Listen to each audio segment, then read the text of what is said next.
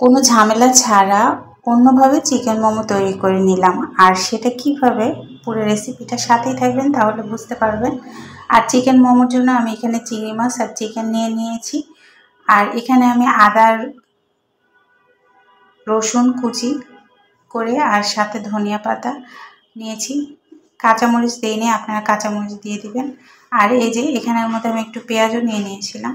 আর লবণ দিয়ে দিয়েছি পরিমাণ মতো, সয়া সস দিয়ে আমি চিকেনটাকে একটু সিদ্ধ করে নিচ্ছি।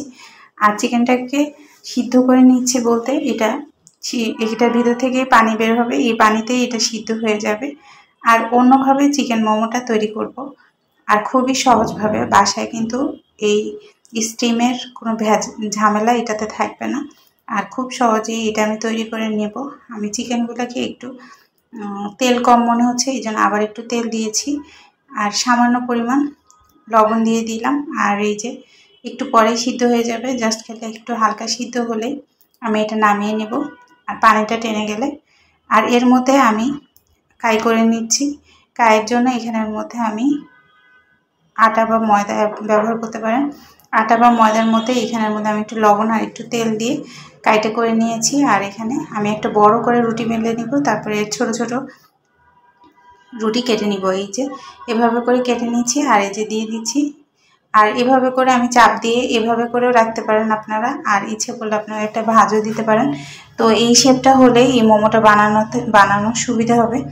আর এভাবে করে আমি করে নিয়েছি প্রত্যেকটা। দেখতেই পাচ্ছেন কিভাবে পুলি পিঠার মতো এইভাবে করে। এখন আমি পাতিলে একটু পানি দিয়ে নিয়েছি, আর এটা আমি এভাবে করে চারিদিকে লাগিয়ে দিয়েছি।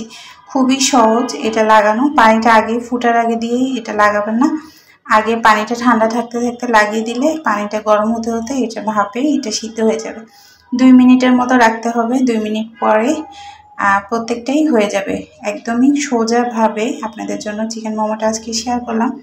অবশ্যই বাসায় বানিয়ে নেবেন। আর যদি রেসিপিটা ভালো লাগে অবশ্যই লাইক কমেন্ট দিয়ে পাশে থাকবেন। আমি কিন্তু ডেইলি ব্লগ শেয়ার করি। আজকে রেসিপিটাই অনেক বড় হয়ে গেছে, এই জন্য আর ব্লগ কিছু দিলাম না। আর এই যে এভাবে আমার 2 মিনিট পরে আমি এটা নামিয়ে নেব। দেখতে পাচ্ছেন ভাপ উঠছে। আর অবশ্যই যদি ইউটিউব থেকে দেখেন চ্যানেলটা সাবস্ক্রাইব করে রাখবেন। আর ফেসবুক থেকে দেখলে একটু ফলো করে রাখবেন, তাহলে আমি নেক্সট কোনো ভিডিও দিলে আবার চলে আসবে। এই যে দেখতে পাচ্ছেন কিভাবে আমি লাগিয়ে নিয়েছি, এটা দেখেই বুঝতে হবে, বলার কিছু নেই। আর এই যে চিকেন মোমোগুলো কত সুন্দর হয়েছে। সবাই ভালো থাকবেন, সুস্থ থাকবেন। আর একটা নতুন ভিডিও নিয়ে চলে আসবো। আজকের মতো এখানে বিদায়। আল্লাহ হাফেজ, আসসালামু আলাইকুম।